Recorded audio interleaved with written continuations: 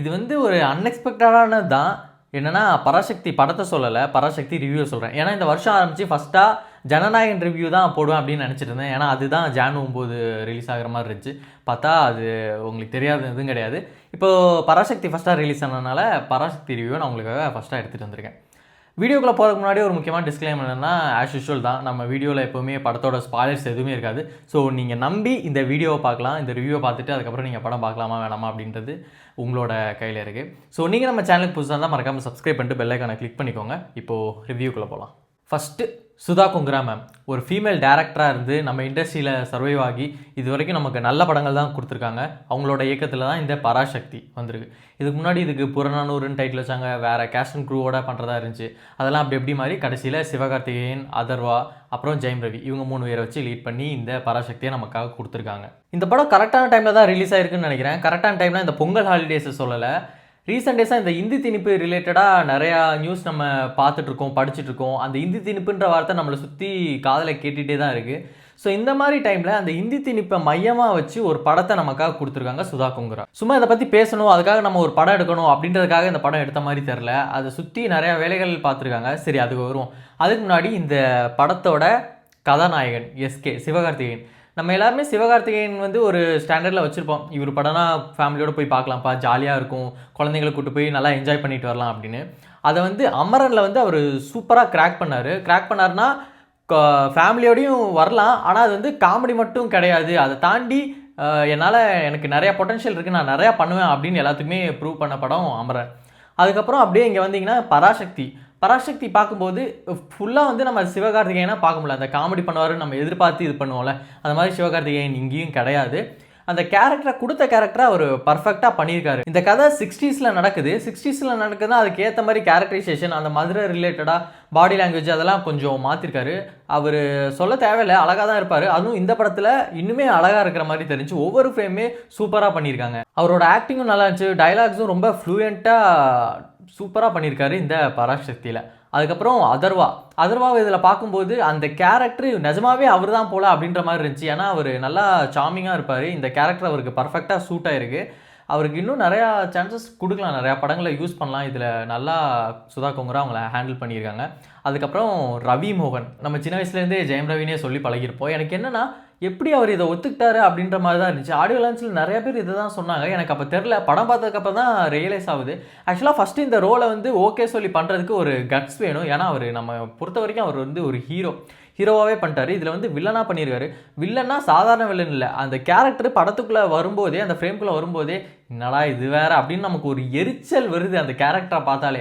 அந்த மாதிரி ஒரு கேரக்டர் அதை வந்து அசால்ட்டாக ஒரு ஹீரோவாக இருந்து இதை சூஸ் பண்ணியிருக்காரு. ஸோ கட்ஸ் வேணும். அது நல்லா ஒர்க் அவுட்டும் ஆயிருக்கு. படம் முடிகிற வரைக்கும் அவரோட ரோலை அப்படியே ஃபுல்லாக கேரி பண்ணியிருக்காரு. நமக்கு பார்த்தாலே கோவம் வர மாதிரி அந்த கேரக்டர் பண்ணது நல்லாவே இருந்துச்சு படத்தில். ஹீரோயின் ஸ்ரீலீலா, அவங்களுக்கு வந்து தமிழ் இது ஃபஸ்ட்டு படம். இது வந்து எதிர்பார்க்காத ஒன்று. என்னென்னா கிளாமரு கொஞ்சம் இந்த மாதிரிலாம் காமிச்சு நம்ம இண்டஸ்ட்ரிக்குள்ளே வரலாம் அப்படின்றதெல்லாம் இல்லாமல், இங்கே வந்து இந்த படமே வந்து ஒரு தமிழ் பற்று நிறைந்த படம் தான். வசனங்கள் எல்லாமே அப்படி தான் இருக்கும், சுற்றி எல்லாமே அப்படி தான் இருக்கும். அதை வந்து இவங்க எப்படி கேரி பண்ண போகிறாங்க அப்படின்னு நினச்சிட்டு இருக்கும்போது சூப்பராக ஹேண்டில் பண்ணியிருக்காங்க படத்தில். ஆஸ் அ ஹீரோயினாக டைலாக்ஸுமே நல்லா, அந்த லிப்ஸிங் எல்லாமே சூப்பராக இருந்துச்சு. அது இல்லாமல் ஃபேஷியல் எக்ஸ்ப்ரெஷன்ஸ் எல்லாமே நல்லா இருந்துச்சு. ஃபஸ்ட்டு படம் மாதிரியே தெரில. தேட்டரில் அவங்க என்ட்ரு கொடுக்கும்போதே நிறையா பேர் கத்துனாங்க. பார்த்தா இதுக்கு முன்னாடி நிறையா படங்கள் இதில் நடிச்சிருக்காங்க அப்படின்ற மாதிரி. ஸோ அவங்களோட ரோலை கரெக்டாக பண்ணியிருக்காங்க. ஆனால் சில இடத்துல பிடிக்கல தான், என்னடா இது அப்படின்ற மாதிரி இருந்துச்சு. பட் ஓவராலாக ஓகே. இவங்க 4 பேர்த்த தாண்டி படத்தில் இன்னும் நிறையா பேர் வந்து லீட் ரோல் பண்ணி சில தேட்டர் இறப்பு மூமெண்ட்லாம் கொண்டு வந்து அப்படியே ஃப்ரேமை விட்டு வெளியே போயிட்டாங்க, படத்தை விட்டே வெளியே போயிட்டாங்க. பட் வர சீன்ஸ் எல்லாமே நல்லா இருந்துச்சு. ஸோ கேரக்டர் ஆர்டிஸ்ட் எல்லாமே ஓவரால் நல்லா பண்ணியிருந்தாங்க. படத்துக்குள்ளே வருவோம். படம் நமக்கு ட்ரெய்லரை பார்க்கும்போதே தெரிஞ்சிருக்கும், இது வந்து இந்தி திணிப்புக்கு வந்து எதிராக இருக்கிறது அப்படின்ற மாதிரி தான். டைலாக்ஸுமே நல்லா இருந்துச்சு. நாங்கள் வந்து ஹிந்திக்காரங்களுக்கோ இல்லை ஹிந்தி மொழிக்கோ வந்து எதிரானவங்க கிடையாது, ஹிந்தி திணிப்புக்கு தான் எதிரானவங்க அப்படின்னு. இதை படம் ஃபுல்லாக அங்கங்கே வந்து அடிச்சுட்டே இருந்தாங்க, ஆணி அடிக்கிற மாதிரி. படத்துக்குள்ளே நீங்கள் போய் ஃபஸ்ட்டு உட்காடுறீங்கன்னா படம் வந்து ஸ்டார்ட் ஆகும்போது நல்லா ஃபயராக தான் இருக்கும். நல்லா ஓகேப்பா ஒரு நல்ல படத்துக்கு வந்திருக்கும் அப்படின்ற ஒரு மைண்ட் செட் தான் இருக்கும். ஆனால் எந்த படமாக இருந்தாலுமே சரி, உங்களுக்கு ஃபஸ்ட்டு ஒரு எவ்வளோ ஃபயராக ஆரம்பித்தாலும் போக போக அப்படியே லைட்டாக இருக்கும், அப்புறம் ஏறும் இறங்கும், அப்படியே தான் போகும். இந்த படமே அதே மாதிரி நல்லா ஹையாக தான் ஏறிச்சு. அதுக்கப்புறம் இடையில வந்து இந்த லவ் போர்ஷன் வந்து படத்தை லைட்டாக டவுன் பண்ண மாதிரி இருந்துச்சு. லவ் போர்ஷன் வந்து எனக்கு தெரிஞ்சு என்னோட பாயிண்ட் ஆஃப் வியூவில் வந்து இன்னும் கொஞ்சம் கம்மி பண்ணியிருக்கலாமே அப்படின்ற மாதிரி தான் தோணுச்சு. ஏன்னா படத்தோட டியூரேஷனுமே வந்து 2.25 மணி நேரம். லவ் போர்ஷன் மட்டும் இன்னும் கொஞ்சம் கம்மி பண்ணியிருக்கலாம் அப்படின்னு எனக்கு பர்சனலாக தோணுச்சு. படம் ஆரம்பிக்கும் போதே ஃபயர் ஆரம்பிச்சா போக போக அப்படியே கொண்டு வந்தாங்க. அப்புறம் அந்த ஹிந்தி திணிப்புக்கு எதிராக வந்து அவங்க சில சீன்ஸ் வருது, அது ஒரு லிமிட்டுக்கு மேலே சரி இப்போ என்ன தாண்டா சொல்ல வரீங்க அப்படின்ற மாதிரி இருந்துச்சு. ஏன்னா ரிப்பீட்டடாக வர மாதிரி இருந்துச்சு. அவங்க பண்ணுறது, போராட்டம் பண்ணுறது, ஒவ்வொரு விஷயம் கனெக்ட் பண்ணுறது எல்லாமே நல்லா தான் இருந்துச்சு. ஆனால் சரி இப்போ என்ன சொல்ல வரீங்க, இப்போ இதோட வெர்டிக்ட் என்ன அப்படின்ற மாதிரி தான் இருந்துச்சு. ஸோ டியூரேஷன் கொஞ்சம் கம்மி பண்ணியிருக்கலாம். அப்புறம் இடையில அந்த சூரரை போட்டு அதோட வாசம் லைட்டாக வந்துட்டு போச்சு. ஏன்னா இந்த ஹீரோயின் இவங்க 2 பேர்த்துக்குள்ளே இருக்கிறது வந்து சில இடத்துல வாண்டடாக திணிச்ச மாதிரி இருந்துச்சு. ஆஸ் அ ஃபீமேலாக இங்கே ஒரு கேரக்டர் தேவை, ஓகே. இங்கேயும் வந்து ஒரு ஹீரோ கேரக்டர் இருக்குது. இவங்க 2 பேருக்குள்ளே லவ் கொண்டு வர வேணும் அப்படின்றதுக்காக சுற்றி நிறையா விஷயங்கள் செயல்பட்ட மாதிரி இருந்துச்சு. இவங்க 2 பேருக்கும் லவ் போர்ஷன் வைக்காமலே அந்த விஷயங்களை சுற்றி பண்ணியிருக்கலாம் அப்படின்ற மாதிரி தோணுச்சு. ஸோ ஓவரால் அதான் அந்த லவ் போர்ஷன்ஸ் மட்டும் கொஞ்சம் கம்மி பண்ணியிருக்கலாம் அப்படின்ற மாதிரி இருந்துச்சு. அப்புறம் படத்தில் எஸ்கே நடிச்சிருக்காரு, அதனால் ஜாலியாக இருக்கும் அப்படின்னு நினச்சி போய் பார்க்காதீங்க. படத்தில் பெருசாக காமெடி சீன்ஸ் இருக்காது. காமெடி சீன்ஸ் இருக்க தேவையும் கிடையாது. ஏன்னா இது வந்து ஒரு செலிப்ரேட் பண்ணுற அளவுக்கு என்டர்டெய்னர் கிடையாது. இதை நான் ஏன் சொல்கிறேன்னா, இந்த சூரிய செய்தி சேனலில் வந்து தேட்டருக்கு வெளியில் நின்று ஆடியன்ஸ் எல்லாம் போயிட்டு தான் நினைக்கிறேன் வந்து கூச்சிட்டு இருக்காங்க, ஜாலியான படம், செலிப்ரேட் பண்ணலாம், பொங்கலுக்கு குடும்பத்தோடு வந்து என்ஜாய் பண்ணுங்க அப்படின்னு. இதை மட்டும் அப்படியே தவிர்த்துருங்க. படத்தை நீங்கள் குடும்பத்தோடு போய் பொங்கலுக்கு நீங்கள் பார்க்கலாம். ஆனால் பொங்கலுக்காக நம்ம போகிறோம், நம்ம ஹாலிடேஸை வந்து என்ஜாய் பண்ண போகிறோம், போய் செலிப்ரேட் பண்ண போகிறோம் அப்படின்ற ஒரு மைண்ட் செட்டில் போகாதீங்க. இது வந்து உங்களுக்கு ட்ரெய்லர் பார்க்கும்போது தெரிஞ்சுக்கும் ஒரு கண்டென்ட் பேஸ்டு மூவி தான். படம் உங்களுக்கு கண்டிப்பாக நீங்கள் கொடுக்குற காசுக்கு ஒர்த்தாக தான் இருக்கும். படத்தில் நிறையா வேலை பார்த்துருக்காங்க. ஆனால் இது வந்து போய் செலிப்ரேட் பண்ணுற படம் கிடையாது. நீங்கள் பார்த்து தெரிஞ்சு ஸ்டூடெண்ட் பவர்னா என்ன அப்படின்னு தெரிஞ்சுட்டு வர வேண்டிய ஒரு விஷயம். இதை போய் செலிப்ரேட் பண்ணலாம், நம்ம விசில் அடிக்கலாம், கிளாப் பண்ணலாம், ஜாலியாக சிரிச்சுட்டு வெளியே வருவோம் அப்படின்லாம் மைண்ட் செட்டில் படத்துக்குள்ளே போகாதீங்க இந்த தேவையில்லாத ரிவ்யூஸை நம்பி. ஓகே, படம் அப்படியே போயிட்டுருக்கு. அப்புறம் இன்டர்வல் முடிஞ்சு உள்ளே வந்து உட்காரோம். இன்டர்வல் முடிஞ்சு உள்ளே உட்காந்து வந்தோடனே ஒரு பாட்டு, அது யூஸ்வலாக வைக்கிறது தான். ஏன்னா ஆடியன்ஸ் வந்து இன்டர்வல்லாம் போயிட்டு பாப்கார்ன் சாப்பிட்டு ஐஸ்கிரீம்லாம் சாப்பிட்டு ஃபஸ்ட்டு படத்துக்குள்ளே வந்து செட் ஆகணும். அதனால் அங்கே ஒரு பாட்டு வச்சுருக்காங்க. ஆனால் ஒரு கட்டத்தில் வந்து அதான் சொல்லிட்டேன், இருந்தாலும் அந்த லவ் இதனால அந்த பாட்டெல்லாம் அப்படின்ற மாதிரி போச்சு. அப்புறம் வந்து கிளைமேக்ஸ் கிட்ட நெருங்க படத்தில் நிறையா தேட்ரு எரப்ட் மூமெண்ட்ஸ் இருந்துச்சு. நிறைய இடத்துல ஒரு 4-5 இடத்துல தேட்டரே வந்து விசில் அடித்தாங்க, கை தட்டினாங்க. ஏன்னா டைலாக்ஸ் நல்லா இருந்துச்சு. முக்கியமாக அண்டர்லைன் பண்ண வேண்டிய விஷயம் என்னென்னா டைலாக்ஸ். சும்மா அதை வந்து சொன்னோம் அப்படின்னா அது வந்து டேரெக்டாக மக்கள்கிட்ட போயிடும். ஆனால் வந்து ஆணி அடித்த மாதிரி சொன்னால் தான் மக்களோட மைண்டில் இருக்கும். அந்த மாதிரி டைலாக்ஸ் வந்து படத்தில் நல்லாவே இருந்துச்சு. ஸோ தேட்டரில் வந்து அதுக்காக ஆடியன்ஸ் வந்து கிளாப்ஸ், விசில் சத்தம் அதெல்லாம் இருந்துச்சு டைலாக்ஸ்க்காக.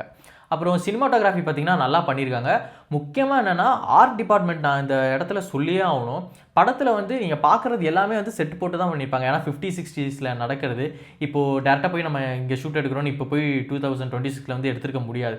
ஸோ செட்டு போட்டு தான் எடுத்திருக்காங்க. ஆனால் படத்தில் ஒரு சீன் கூட இது செட்டுப்பா, இது அங்கே பார்ப்பா பாக்ஸ் அந்த மாதிரிலாம் நமக்கு மைண்டே போகல. உண்மையிலுமே நம்மளை அந்த 50-60ஸ்க்கு கொண்டு போன மாதிரி அவ்வளோ ஒர்க் பண்ணியிருக்காங்க ஆர்ட் டிபார்ட்மெண்ட். நம்மளை எல்லாத்தையுமே நம்ப வச்சுருக்காங்க. காஸ்டியூம்ஸாக இருக்கட்டும், அங்கே யூஸ் பண்ணுற வெஹிக்கிள்ஸு, பேக்ரவுண்டு, இந்த வாலு, அப்புறம் சாப்பிட்ற சாப்பாடு எல்லாமே வந்து அந்த 50-60ஸ்ல எப்படி இருக்குமோ அப்படியே நம்மளை அங்கே கொண்டு போய் நிறுத்தியிருக்காங்க. ஸோ ஓவரால் அந்த கேஸ்ட் அண்ட் க்ரூ, அந்த டைரக்ஷன் டீமு, படத்தில் இருந்தவங்க எல்லாருமே நம்மளை நம்ப வச்சுருக்காங்க இது உண்மையிலுமே 60ஸ்ல தான் நடக்குது அப்படின்னு. ஸோ அந்த விஷயத்தில் டீமை பாராட்டியே ஆகணும். ஒரு போராட்டம் நடக்குதுன்னு வைங்க, நம்ம பார்க்காத போராட்டம் கிடையாது, எவ்வளவோ போராட்டங்கள் பார்த்துருப்போம்.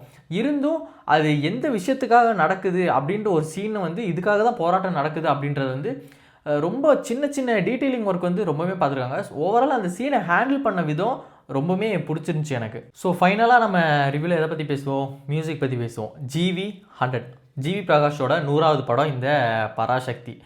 அது சில பேர் பாட்டெலாம் கேட்டுட்டு என்ன பெருசாக அதெல்லாம் ஒன்றும் இல்லை அப்படின்ற மாதிரி சொன்னாங்க. என் கூட இருக்கவங்களே நிறைய பேர் சொன்னாங்க. நான் என்ன சொல்கிறேன்னா, ஜிவி பிரகாஷ் அவரோட 100வது படம் போட்டிருக்காரு இந்த பராசக்திக்காக. இப்போ வந்து ஒரு பாட்டு நல்லா இருக்குது அப்படின்றத நம்ம எதை வச்சு முடிவு பண்ணுறோன்னு சொல்லுங்கள். ஃபர்ஸ்ட் ஆஃப் ஆல் நம்ம நார்மலாக கேட்டு அந்த பாட்டை எனக்கு பிடிச்சிருக்கு நம்ம ப்ளேலிஸ்ட்டில் ஆட் பண்ணுறதெல்லாம் தாண்டி இப்போ வந்து ரீல்ஸில் வருதா, இன்ஸ்டாகிராம் ஃபீடில் வருதா, வந்துச்சுன்னா அந்த பாட்டு நல்ல பாட்டு, அதுக்கு ஒரு ஹூக் ஸ்டெப் போடுறாங்களா, அது வந்து ட்ரெண்டிங்கில் வருதா அப்படின்னா அது அந்த பாட்டு வந்து நல்ல பாட்டாயிரும். அது நம்ம ஃபுல்லாக கேட்டிருக்க கூட மாட்டோம். ரிப்பீட்டாக அந்த 2 லிரிக்ஸை ரிப்பீட்டாக கேட்டு அது நம்ம பிடிச்சிருச்சு நம்மளே நம்பிடுவோம். அதுக்கப்புறம் அந்த பாட்டை வந்து நம்ம ப்ளேலிஸ்ட்டில் ஆட் பண்ணுவோம். இப்போது ஜென்ரேஷன் வந்து அப்படி தான் போயிட்டுருக்கு. இதுக்கு நடுவில் ஜிவி பிரகாஷ் வந்து படத்துக்கு என்ன தேவையோ அதை தான் போட்டிருக்காரு. இப்போ நீங்கள் பராசக்தியில் 5 பாட்டு இருக்குன்னு வைங்க, 5 பாட்டில் ஏதாவது ஒரு பாட்டு கேட்டிருப்பீங்க, இல்லைனா 2 பாட்டு கேட்டிருப்பீங்கன்னு வைங்க. ஆனால் அந்த 5 பாட்டுமே வந்து அவர் படத்துக்காக தான் போட்டிருக்காரு. அது வந்து உங்கள் பிளேலிஸ்ட்டில் இருக்கணும், நீங்கள் வந்து அதை ஹூக் ஸ்டெப் போடணும், ரீல்ஸில் வந்து வைரல் ஆக்கணும் அப்படின்றதுக்காக அவர் எந்த விதமான வேலைப்பாடுமே பார்க்கல. படத்துக்கு என்ன தேவையோ அதை சூப்பராக போட்டிருக்காரு. அதுக்கப்புறம் அதில் ஒரு ட்ராக் வந்து ஷான் ரோல்டன் பாடினது, அந்த பாட்டு உண்மையிலுமே நல்லா இருந்துச்சு. அதை நான் ஃபஸ்ட் டைம் கேட்டப்பவே எனக்கு பிடிச்சிருந்துச்சி. ஆனால் படத்தில் வந்து விஷுவலாக பார்க்கும்போது அது வந்து லைட்டாக நான் கொஞ்சம் ஏமாந்துட்டேன், என்னடா இப்படி பண்ணிட்டீங்களே அப்படின்ற மாதிரி. ஸோ ஜிவி அவரோட வேலையை வந்து சூப்பராக பார்த்துருக்காரு. பேக்ரவுண்ட் ஸ்கோர்ஸ் எல்லாமே நல்லா இருந்துச்சு.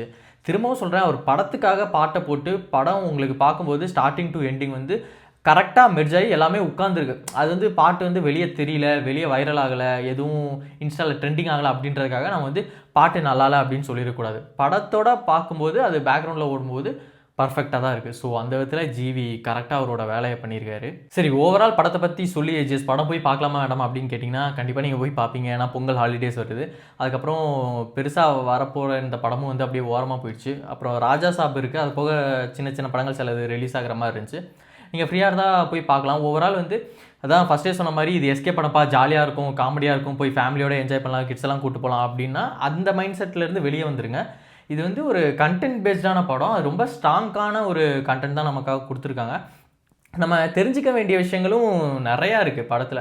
நமக்கு என்ன ஒரு 2000 நடந்தது தெரியும், 90s நடந்தது தெரியும், 70s. ஆனால் இது வந்து 50, 60s நடந்தது. நமக்காக யார் யார் என்ன பண்ணியிருக்காங்க, அது என்னெல்லாம் நடந்திருக்கு இந்த ஹிந்தி திணிப்புக்கு எதிராக. இப்போ தான் நம்ம நினச்சிட்டு இருக்கோம் இந்த ஹிந்தி திணிப்பு வந்து உள்ளே வருது, நம்ம இதுக்காக போராடிட்டு இருக்கோம் அப்படின்னு. ஆனால் இப்போ கிடையாது. அப்போவே இதுக்காக நிறையா பேர் நிறையா பாடுபட்டிருக்காங்க. அதை எல்லாத்தையும் பற்றியும் படம் ஓவரால் கவர் பண்ணியிருக்காங்க. ஸோ ஒரு என்டர்டெய்னராக மட்டும் இல்லாமல் ஒரு விஷயம் நம்ம தெரிஞ்சுக்க போகிறோம், நம்மளோட தமிழ் மொழி ரிலேட்டடாக ஒரு படம் பார்க்க போகிறோம். அந்த மாதிரி ஸ்டூடெண்ட் எம்பவர்னா என்ன அப்படின்ற மாதிரி ஒரு விஷயத்தை பற்றி நம்ம பார்க்க போகிறோன்ட்டு நீங்கள் அந்த மைண்ட்ஸோடு போய் தேட்டரை பாருங்க. எஸ்கே படம் போய் ஜாலியாக சுற்றிட்டு வரலாம், விசில் அடிக்கலாம், அப்படிலாம் அந்த மைண்ட்ஸோட போனீங்கன்னா அப்புறம் வெளியே வரும்போது வேறு மாதிரி ஒரு மைண்டோடு தான் வருவீங்க. ஸோ ஓவரால் இதுதான், நீங்கள் ஃப்ரீயாக இருந்தால் போய் பாருங்கள். ஒரு பார்க்க வேண்டிய படம் தான் இந்த பராசக்தி. ஓவரால் ஒரு நல்ல படம். வேறு எதாவது நான் மிஸ் பண்ணியிருந்தா கமெண்ட் செக்ஷனில் மறக்காமல் சொல்லுங்கள். அது போக இந்த படத்தை பற்றி பேசி அதை பற்றி பேச அப்படின்னு நீங்கள் எவ்வளோ பழைய படமாக இருந்தாலும் சரி, புது படமாக இருந்தாலும் சரி, மறக்காமல் கமெண்ட் பண்ணுங்கள். நான் அதை பற்றி கண்டிப்பாக உங்களுக்காக வீடியோ போட ட்ரை பண்ணுவேன். படம் மட்டும் இல்லை, மூவி, மியூசிக், அப்புறம் ஏதாவது பர்டிகுலர் சீனு, இதை பற்றி பேசலாம். மூவி ரிலேட்டடாக எது வேணாலும் நீங்கள் கமெண்ட் பண்ணலாம். நான் உங்களுக்காக வீடியோ எடுத்துகிட்டு வரேன். மறக்காமல் சப்ஸ்கிரைப் பண்ணிட்டு பெல் ஐகானை கிளிக் பண்ணிக்கோங்க. நெக்ஸ்ட் வீடியோவில் பார்க்கலாம். Until then, bye bye from AGS.